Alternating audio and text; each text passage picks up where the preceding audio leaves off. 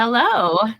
Hello, my name is Amanda Torrey, a romance author who just recently has worked with the fabulous Miss Christine DePetrillo on a new shared world duet, a couple of matchmaking romance novels that we came up with a world together and wrote together. So this is Christine DePetrillo, and I am going to read her bio before we get into our interview. This is her wonderful book. If you have not read it yet, please go get it. It's absolutely, absolutely wonderful. Love it. I've read it numerous times now, and I still have been flipping through it because it's just amazing. We will be discussing some spoilers today. So if you like spoilers and you haven't read it yet, continue on. If not, just pause now, go read it, and then come back to us. So about Christine. Christine DePetrillo can often be found hugging trees, conversing with dragonflies, and walking barefoot through sun-warmed soil. She finds joy in listening to the wind, bathing in moonlight, and breathing in the fragrances of things that bloom. If she had her way, the sky would be the only roof over her head. Her love of nature seeps into every story she tells, as does her obsession with bearded mountain men who build, often smell like sawdust, and know how to cherish the women they love. Today, she writes tales meant to make you laugh, maybe make you sweat, and definitely make you believe in the power of love. This is very true. She lives in Vermont with many woodland creatures who defend her fiercely from all evil. And you can find Christine online, Facebook. She has a website, christinedepetrillo.weebly.com. And she has a wonderful readers group. So you may be seeing this in there, but if not, go find it. It's Small Town Hearts on Facebook, and she's very active in there. Best way to kind of connect with her, I think. So welcome, Christine. Thank you so much for joining me for this interview today. Thank you. Thank you for having me. I feel like I'm on your show, the Amanda Torrey Show. Here's my microphone. Yes, I know. I'm excited to be here. I'm excited to talk about A Star to Hold. We had so much fun writing these, didn't we? We still have so much fun. And the planning. I was just going to say the planning, which we did back in 2017. I can't believe that. It's been so long. I know. Sitting in Panera, coming up with, there were drawings and, notes and all kinds of things. And we just You are spectacular at map making. Well, it's really me trying not to forget things. So I'm like, wait, I'll write that down. Wait, I'll draw it. So very to smart. Make sure we captured it. Yeah. So Absolutely. especially, when we're sharing a world, it's important that we have a similar image of where things are. So as much fun as it is to write together, there are some little tricky things that you want to have for consistency. So, absolutely. But we did it. We made it happen. We did. 2 books. Yeah. Oh, 2 books. Absolutely. All right. Well, fantastic. So I thought I would just ask you some questions, some that we came up with and some that were submitted by readers. So thank you to all the readers who sent in questions. Some of these are amazing, and I would never have thought of these on my own. So I appreciate that. And we're kind of feeling that this is almost like a book club opportunity for those of you who have read it. Maybe a little teaser if you are curious and haven't read it, which I don't know why you haven't. But hopefully you will. And also just a way to kind of get to know Christine and get into her brain a little more, if you can handle it. Yeah, I think we maybe need a trigger warning now that you said that. No, it's a good place to be, I think. What was that? It can be scary in there. I mean, maybe scary, but always with a happily ever after. That is true. That is true. So we'll just dive right in. You ready? Yes, I am. Let me roll up my sleeves. Yes, you're in the hot seat. I am. Okay. All right. So to start with, what inspired you to write this particular book? Well, aside from you and I coming up with the matchmaking thing, I mean, that was really the platform that got it all started. But in terms of the characters, which when I write, characters are always what come to me first. Either what they look like or lines of dialogue, or as in this case, what they do for a living. So I was just out and about doing normal, like errands, whatever. And I was parked getting ready to go into a store, and I all of a sudden saw this van go by, and it was white with black spots like a Dalmatian. And it Ooh. was just like so eye-catching when I saw it. I was like, what is this truck going by, this van? And then the sign on the side said something about mobile pet grooming. And I just, in my mind, I said, I need to write a character that is a mobile pet groomer. And then once you and I started talking about having a matchmaking resort, I'm like, that's where my mobile pet groomer will go. So that's kind of what got me going for this particular story, is really just seeing this van as I was out and about in the real world. So That's amazing. I love when those just bursts of inspiration come. It feels magical, doesn't it? yeah. Yeah, and it's one of those things too, like, I'm sitting there in my car in the parking lot still and, taking out my car writer's notebook, and it's like a quick, like, mobile pet, grooming van, looks like a Dalmatian or whatever, just jotting down these quick things to, like, again, make sure I don't forget, and kind of filing it away. And then you and I having a conversation, like, what if we had a matchmaking resort? And I'm like, oh, I know where that mobile pet groomer is going to plug right in there. So. Oh, that's perfect. I love that. I don't know if you ever told me that part. That's so great. Yeah. Because I don't think of these good questions. Well, thank God somebody did. I know. All right. So did you use an outline to write this story?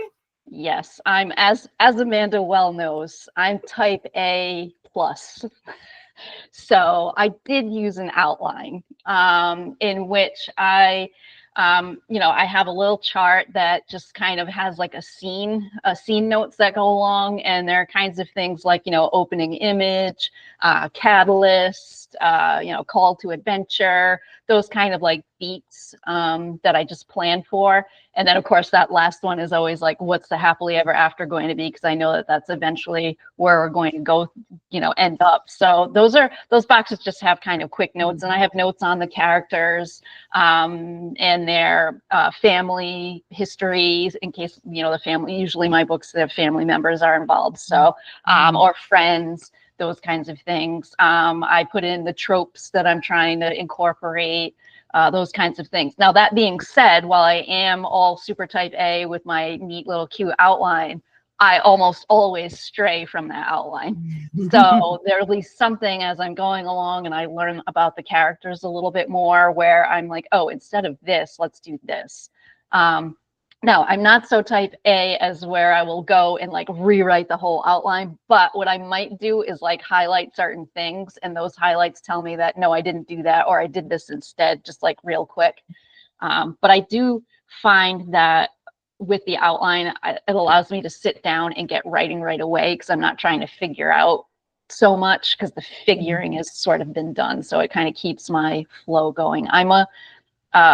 When I was full-time teaching, I was a 4-page a day writer. So when I was in writing the manuscript phase, I would make sure I had to write at least 4 pages a day.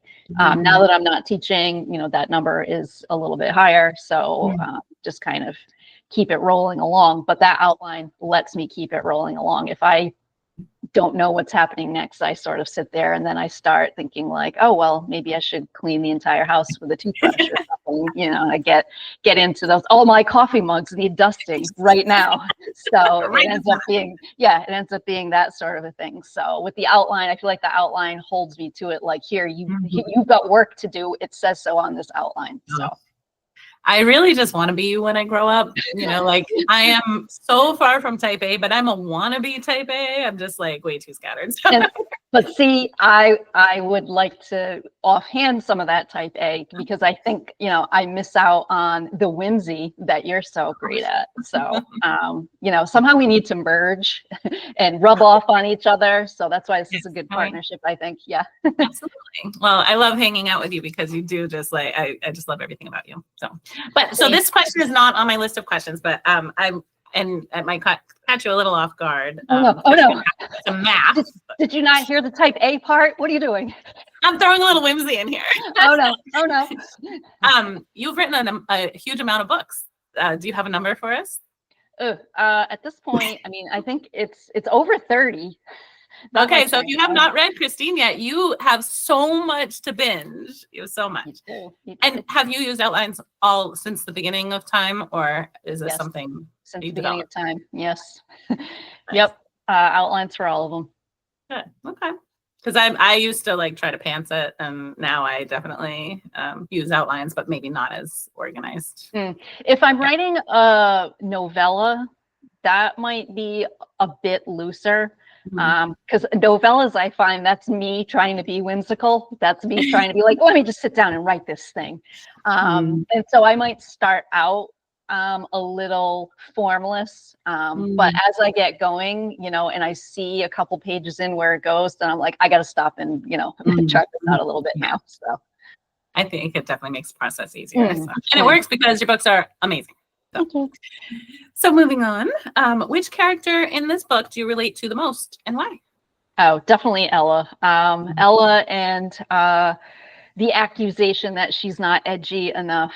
That hits home. That's a little bit personal. So it's definitely Ella.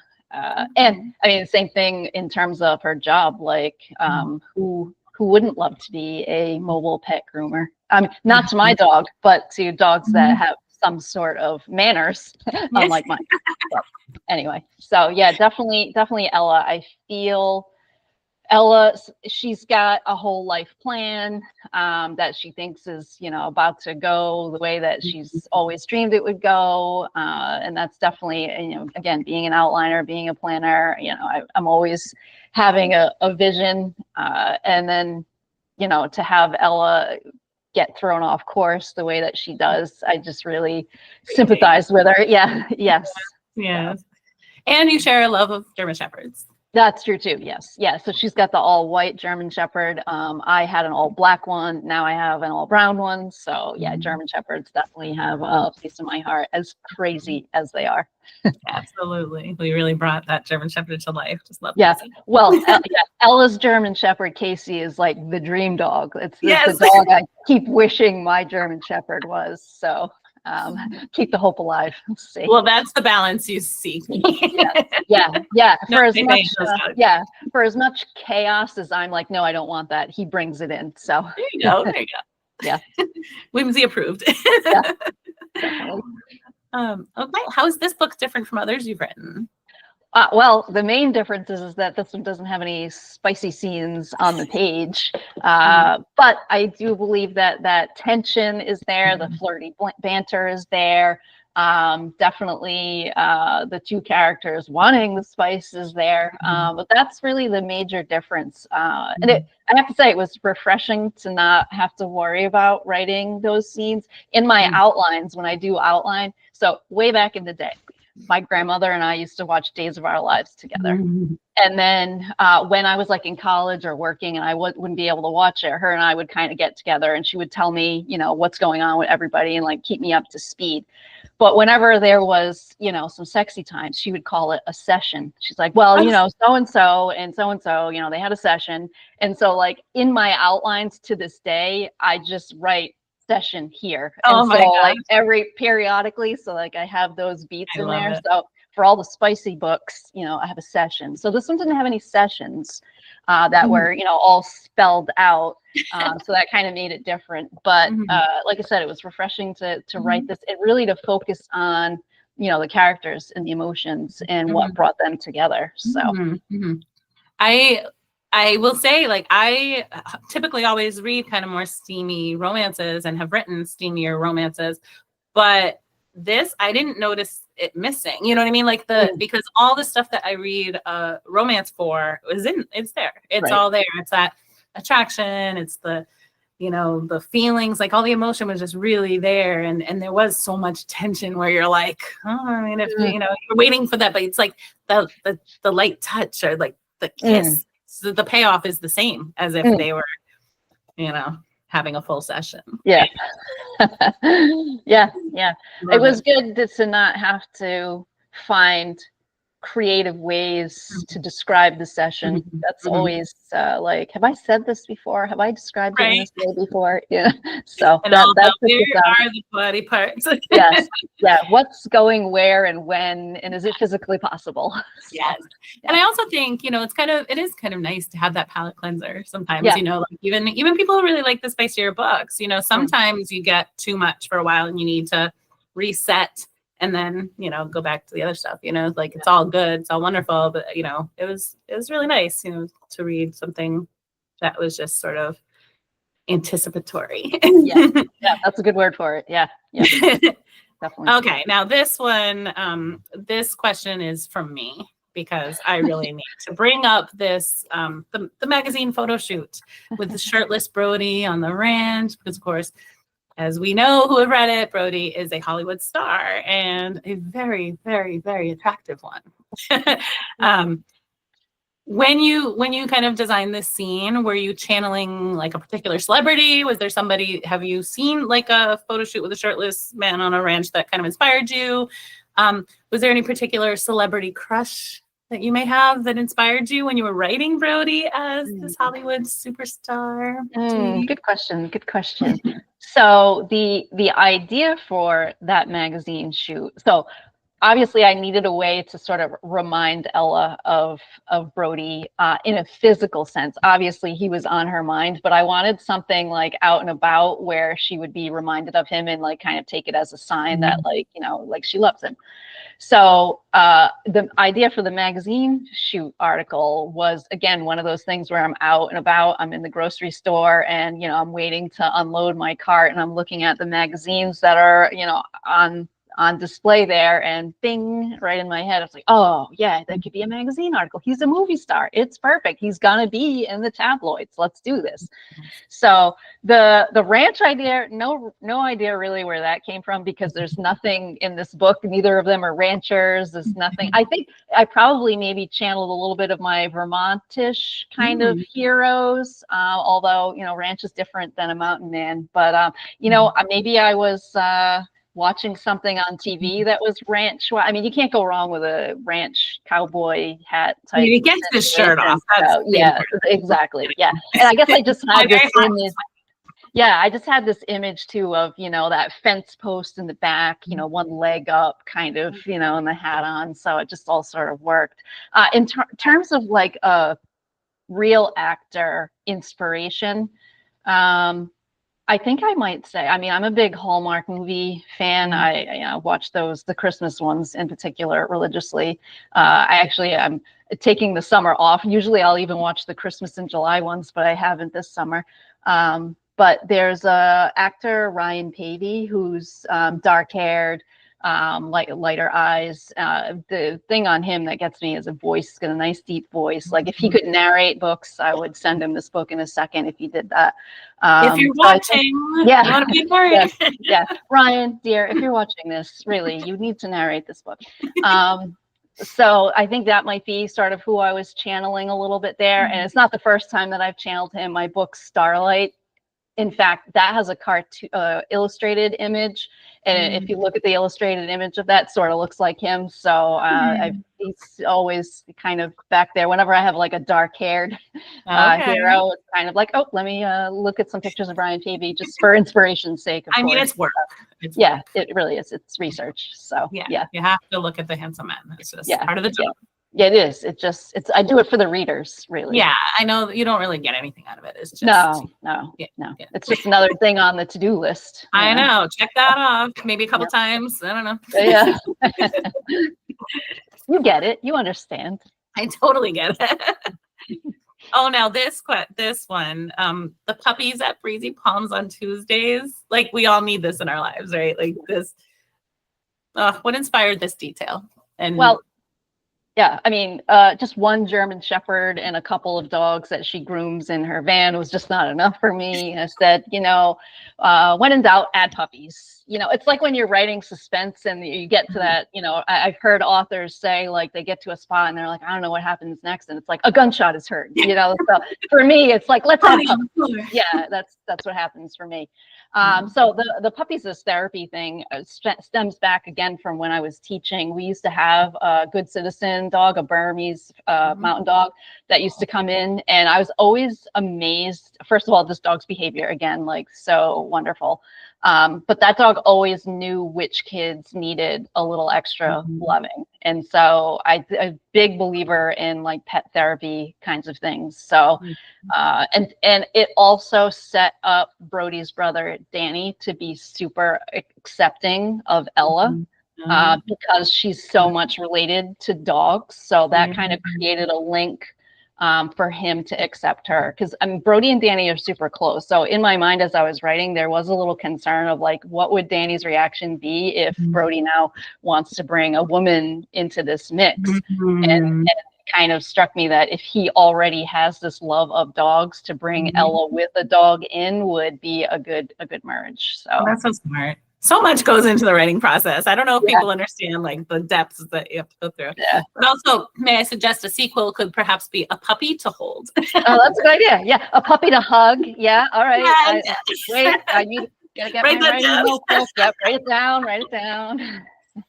And so, since we're on the topic of Danny, I might just skip ahead and then come back to the other questions. But I'm absolutely in love with Brody's relationship with Danny. They're brothers in the book, and you know, Danny has some special needs. And I just thought the way that you handled his storyline and his character was just so realistic and so wonderful and just really nuanced. How did you approach writing Danny's autism with such authenticity and warmth? And did you pick that and how did you pick that relationship dynamic for your story? Yeah. For Danny, I drew inspiration again from my classroom experiences and having many, students that were on the spectrum. So Danny is kind of a combination of experiences that I've had interacting, with people like Danny. So that's how he became what he became. And the caretaker relationship is something that's is important to me as well. It's particularly to not only Brody caretaking as the brother who's taking care of Danny, but also the character of Jackson, who is at Breezy Palms and takes care of Danny. So my dad is in a nursing home, and so when I visit him, I'm always in awe of the staff there and the people that are caregivers there, because the way that they do their jobs and keep showing up to do their jobs is just incredible. And I wanted to capture that with Jackson, who I feel like Jackson really knows how to help Danny have the best days that he can have with different types of interventions and different types of activities. Like he got to know Danny in a way that helps manage Danny and helps him, live the best life that he can live. So yeah, drawing from classroom experience and drawing from just witnessing excellent caregivers in action and wanting to bring that both to Jackson and to Brody. So it's such a realistic part of the story. I feel like it really made me appreciate Brody so much more, that he has this outward appearance as the Hollywood star, and then he has this inner world that's so caring and loving and just really makes you believe that he has this capacity to love, because you see it with his brother. And the Jackson character really helps Brody to be able to go to a matchmaking resort, and he gives him that safety of being able to call and check in and know and fully trust that his brother's being cared for the way he would want him to be. So you bring up a good point there too, is that it shows that Brody definitely has the capacity to love. He feels he doesn't have the capacity for romance. And I think going to Sweetheart Island Resort and having the matchmaking experience kind of puts those two things together. And it says, you know what, you have all this love in your heart that you give your brother. And you have that to give to another partner as well. So I think it just kind of brings to light what Brody doesn't realize is inside of him, which I think Sweetheart Island Resort does that for Ella too, because she's going there thinking she's not edgy, but just the fact that she's willing to go there is an edgy thing, right? Is a risk-taking thing. So and that's how you and I designed Sweetheart Island Resort, really, is to pull out of the characters what's already there that they don't realize. So. Yes, and this matchmaking science recognizes it without even having to meet these people. But so I'm going to drive your type A heart a little crazy, and I'm going to go a little out of order again, because this reminds me is that there's this part in the book that just jumps off the page, and it really sticks with me about like just a bit of dialogue between Brody and Ella that, if you don't mind, I'm just going to read the little passage because it really solidified to me the relationship and also the character of both Brody and Ella. So I'll just read this little piece, and then I'm going to go. I want to ask you some stuff about the edgy thing. So, so this is Brody speaking to Ella after she sort of makes a confession about how she feels about herself, and kind of like lets him in on a slight deception that she was living in. So he says, if you want to get edgier because you want that, then great. I say go for it. If you want to get edgier because some jerk said you weren't enough, that's the wrong reason. You are enough. For a guy who sees how amazing you are, you're more than enough. Like that is just such a beautiful, beautiful thing. And then she kind of tosses it off with a joke, like, man, that must have been some workshop you went to this morning, so I just feel it really symbolizes sort of the healing she needs to go through, because she had this traumatic experience with her, boyfriend breaking up with her when she thought he was going to propose. And she's feeling that it's a character flaw for her rather than that they were just mismatched. And Brody's here telling her you're enough. Exactly. Like, he just loves spending time with her. He has never been bored by her, and it's just such a great moment. I think too, we as women often, when something like what happens to Ella, where she was expecting one response when she was expecting to be someone's fiance, and then it goes in the totally different direction. As women, like, our first response is often to say, well, what did I do? Like, and we kind of turn that inward. And I mean, in Ella's case, Marcus is pretty much saying, it is you. You're not edgy enough, and I found somebody else instead. So, I mean, it's very easy for Ella to be like, oh, it is a character flaw. Like, I'm not enough. And I mean, just to have Brody, confirm that, like, yeah, you are enough, and you're like probably exactly what I'm looking for, even though he came to Sweetheart Island Resort not looking for anything. He's recognizing and letting her know that, like, she's a gift to anyone, and he wants her to know that. So yes. And then there was a part later on where it kind of comes back to her where she's like, he was clearly lying, like, obviously I'm not enough for him, and so that's sort of like heartbreaking, because I think of this bit of dialogue where, like, he was saying this, she sort of deflected it a little bit, but, like, that there's that feeling, like, masterpiece.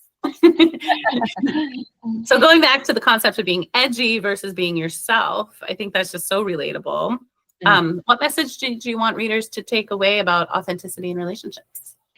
I think my main message here is, in this book, is, you are enough for the right person, and they're enough for you. And if you go into a relationship, pretending to be something else, ultimately it's not going to work out. And you shouldn't have to try to be somebody else. Like, just be real, and you'll attract the right person.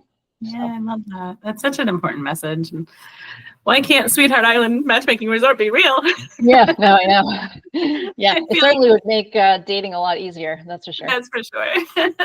Well, especially nowadays in the world of social media too, and with people, meeting online, and you kind of just don't know what's real, what's authentic. So thank goodness for Sweetheart Island's matchmaking science. So thanks, Olivia and Hannah, founders of Yes. This was one of our questions that was sent in. The reader says, I love the way you describe the seasonal themed rooms. If you could stay in one, which season would you choose? So now in my book, we kind of highlight the spring, summer, the summer one, right? Coastal, the seaside kind of theme one. And then the winter one is where Brody is saying, and honestly, I would like just like a room anywhere in Sweetheart Island Resort. I love the different seasons. That's why I love New England, because I love cycling through all 4 seasons. But if I had to say just one, I really like the description of the Winter's Kiss section. Just that flannel and that coziness, and just like that cinnamon scent. I've become a winter girl since moving to Vermont. When I was teaching And I used to be a summer girl, obviously, because I had the summer off, and it meant, 2 months of just full on writing, and I loved it. But now that I live up here, I just love winter. So I would choose Winter's Kiss. And plus, I'd want a room right next to Brody. So. I mean, you can't steal him from Ella. You have to I create could. your own No, I hero. could. He's my creation. I can do whatever I want with him. I don't know. There might be rules about that. We have to look into the ethics. Let me contact the writers. Right. Yeah, it's in the fine print of Sweetheart Island Resort contract. I would be in violation. Were you the match that didn't show up? That's it. That's it. Yes. You forfeited. But now, if was it Ryan Pavey? Was that his name? Yes. If he showed up, then might have a chance there. Okay, the Boston, California setting, contrast is a big one. They're on literally opposite ends of the country. Can't really get much further apart unless you leave the country. So, did you always know that Ella would be spoiler alert, everybody. Did you always know that Ella would be the one to relocate, or did you consider having Brody move if they were to indulge in their match? Yeah, I always knew that Ella would be the one to move, because what would be edgier than that? So to have gone through everything she went through at Sweetheart Island Resort, she had to emerge, being a little bit bolder. So, and again, mobile pet groomer can do that anywhere. So yeah, it was a lot easier for her to be able to go than Brody, who's, again, if he's, trying to pursue this Hollywood career, it makes sense to be in California. And you've got Danny all settled where he's settled. So it just really made sense. I mean, Ella did have to leave her bestest friend, but other than that, I purposely also made her not have any family members. So it was real easy for her. Once she got past the idea of like, oh my God, I'm moving across the country, like, it made it easy for her to do it. So. That's great. I love it that like the circumstance was easy, but the mental thing was not easy. So that it was almost like giving her this mobile pet business was sort of a foreshadowing event of like mobile. I am also mobile. Like I can go, I can take my life. And there are dog customers everywhere. And I mean, who's going to even pay more to have like luxury grooming than Hollywood? I mean, it's perfect. And all those little purse dogs. Yeah, exactly. So she's going to take off. Ella's business is going to take off. She'll be as big as Brody is on the screen. So there you go. There you go. Maybe she'd even be like her business would be advertised on the, before the movie. Yeah. While you're eating the popcorn and waiting for the movie to start. Yeah. Yep. Man, I haven't been to the movies in ages. Me either. No, I was just thinking this needs to be into a movie so I can go see it. And then so now we're moving on to the next segment of our interview. This is our This or That Sweetheart Island edition. All right. So I'm asking you. I feel like we should have like a game button, Yeah. But you're the only contestant. I know. I'm guaranteed to win. I need confetti. So your personal answers to the following. This is not about your characters. It's about you, the writer, the creator. Don't think about it. Just answer. Go like this. Ready? Okay. All right. Ferry ride or private yacht to the island? Private yacht. Okay. Spring fling room or winter's kiss room? Winter's kiss. We can discuss that. Dance party first date or quiet dinner for two? Dance party. Okay. Climbing wall or zip lining? Zip lining. I just went and oh my God, I'm addicted. I want to go again. I think we should do that together because I've never done it. Oh my God, you would love it. Yes, definitely. I mean, I just pretty much decided like I just want to live in a tree house. Like I need to be in the treetops at all times. That's something we so have in common. Like we have a lot of differences, but like we have a lot in common as far as like our personalities and the things we like. And if we could live in a tree. I've always hugged trees from the base, but like hugging them from the top is just as nice. And I need to zip lining. Yes, let's do it. I feel like you have to make sure you don't get poked in the eye with a branch, though. That might be a little risky. It's very clear. I felt very safe. Definitely. Okay. I was thinking like the hugging at the top of the tree. Oh, right. Maybe a little more navigation. I thought you meant the zip lining. Yeah, I was like, branches. Maybe I'm not very edgy. I don't know. Okay, hydrofoil biking, which I learned about in this book, or regular beach biking? Definitely regular beach biking because I can't swim. So I thought hydrofoil biking was super awesome, and I've never written about it before, but I don't know that I would do it. That's one of the fun things about being a writer is that you get to research stuff and kind of live it vicariously without having to actually do it. Yeah, I'm like, it looks like a lot of fun, but no thanks. If any of you watching have done hydrofoil biking, please comment. I really want to hear about it. If you have pictures, love to see them. I really want to hear about it. And then the final this or that, workshop with doctor dating or sneaking off to the mainland. Workshop. I love to learn. Oh, nice. That's one thing we have in common. And then another next part, another quick fire sort of questions. Would you rather be stuck in an elevator with Marcus or Kate? Marcus, because I'd like to give him a piece of my mind for Ella. So, yes. Yeah. I love that answer. I love it. He needs a talking to. Oh, he does. He does. Yeah. You can be like Dr. Karma dating. Yes. Yeah. And I mean, talking to not so much for like, you know, for Ella's benefit, but like for the next woman that he might be with, like, just don't act the way you acted with Ella, sir. Don't do that. No. You're mean. You won't get a sequel. No. Okay. Would you rather attend a Hollywood premiere or stay at Sweetheart Island Resort? I'm gonna go with Hollywood premiere just because I feel like I've done, hotel type things that are like Sweetheart Island Resort, just like the New England-y things. So yeah, I want to see a star-studded event. Well, and we had a star-studded event, didn't we? We did. Yeah, I did to launch this book. And if any of you didn't see that, please go to the Small Town Hearts reader group and scroll through the old posts, and you'll see it was very fun. We had a really great party. And then, would you rather go to a matchmaking resort or try dating apps if you didn't already have the man of your dreams? Which you matchmaking resort in that case, because at least with the matchmaking resort, like there's that in-person like meeting first, and then there's like people there to kind of guide you through it. I feel like online dating, you just don't know if the profiles are real, and it's just a little too. That sounds to me like a recipe for a thriller novel by going on a dating app. I don't get the warm fuzzies. Too edgy, like not the right kind of edgy. No, right.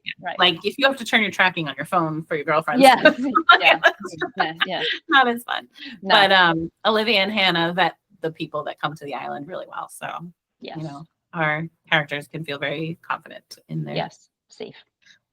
All right, so now we just have a couple of follow-up questions that I want to know and some readers want to know. What are you working on now?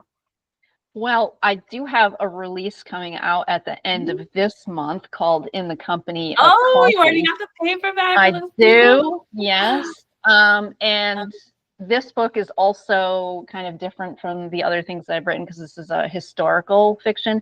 Does have a romance that is central to it, but it takes place during World War II, so 1940s. And, you know, it is another book that I think we need right now. It does have a feel-good kind of situation in it. And it's really about surviving in hard times. And the main character in here figures out how to do that. And I think that's a message that we all need right now too, figuring out how to survive in hard times. So that's that. I currently just finished the 5th book in my Hartley Ness romances. So the 3rd one was Defend This Heart. The 4th one, Protect This Soul, comes out in December. And then Chase a Dream is the one that I just finished writing. And there'll be one more in that for the last Hartley brother. That one will be called Save a Wish, maybe.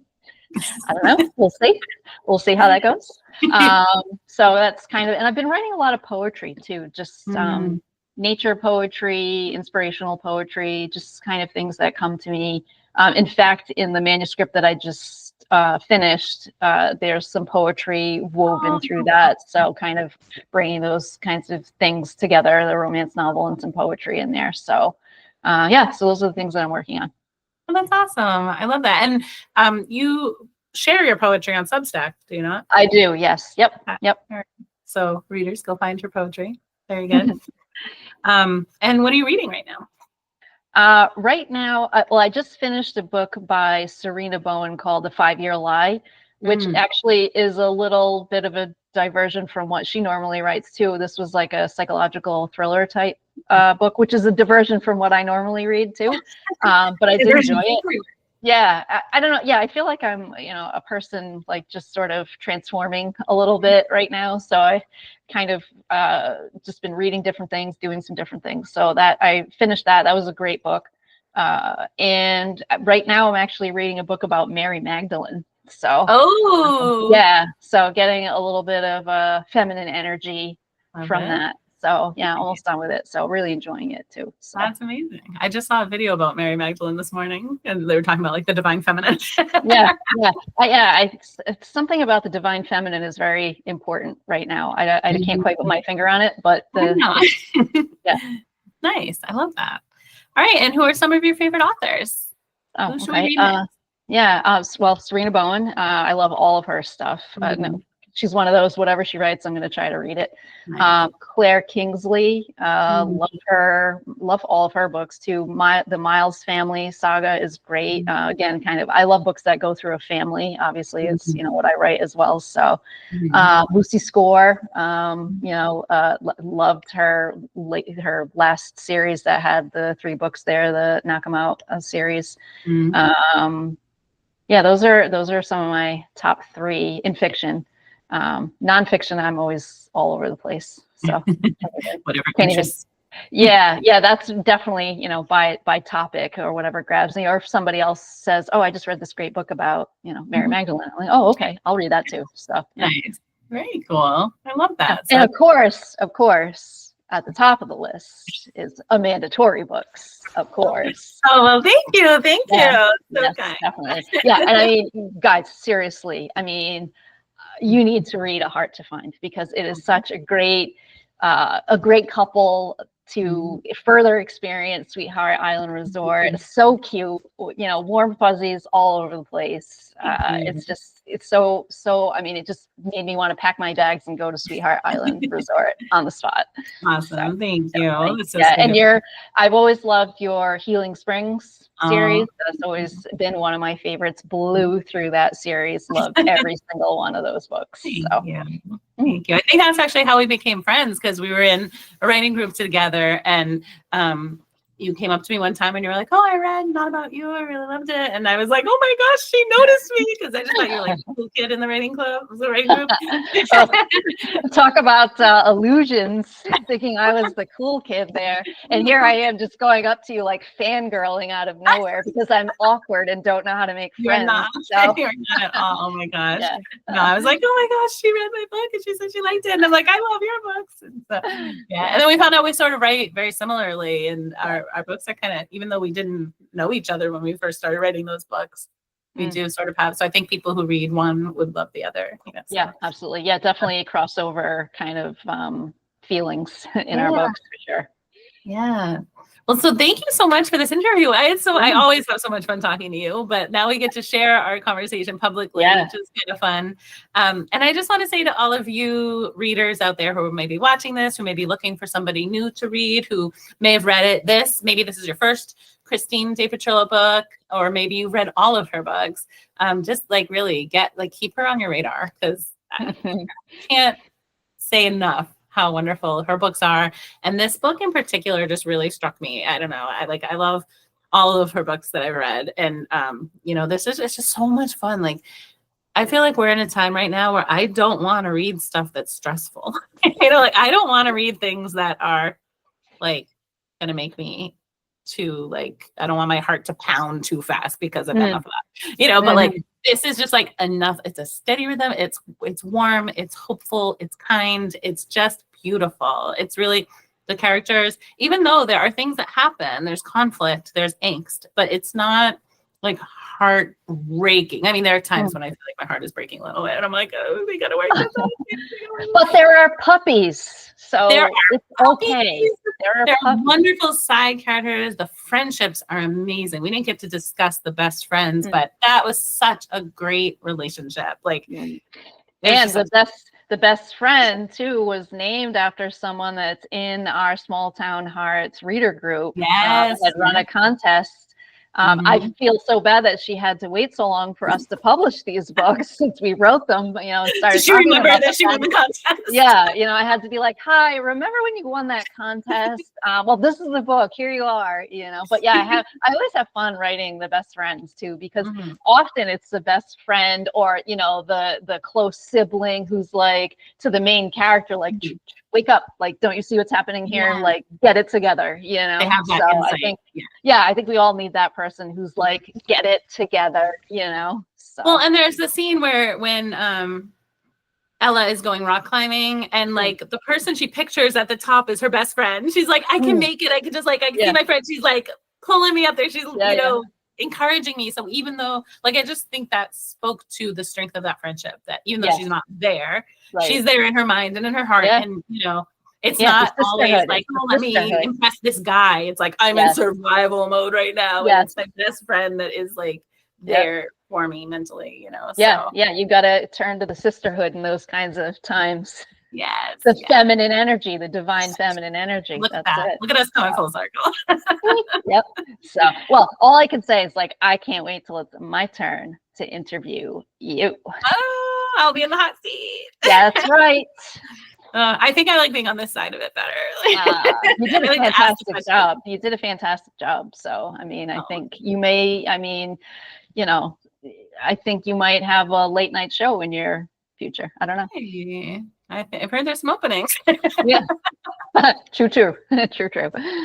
Oh, goodness. Well, it was so wonderful talking to you. I could talk to you all day, honestly.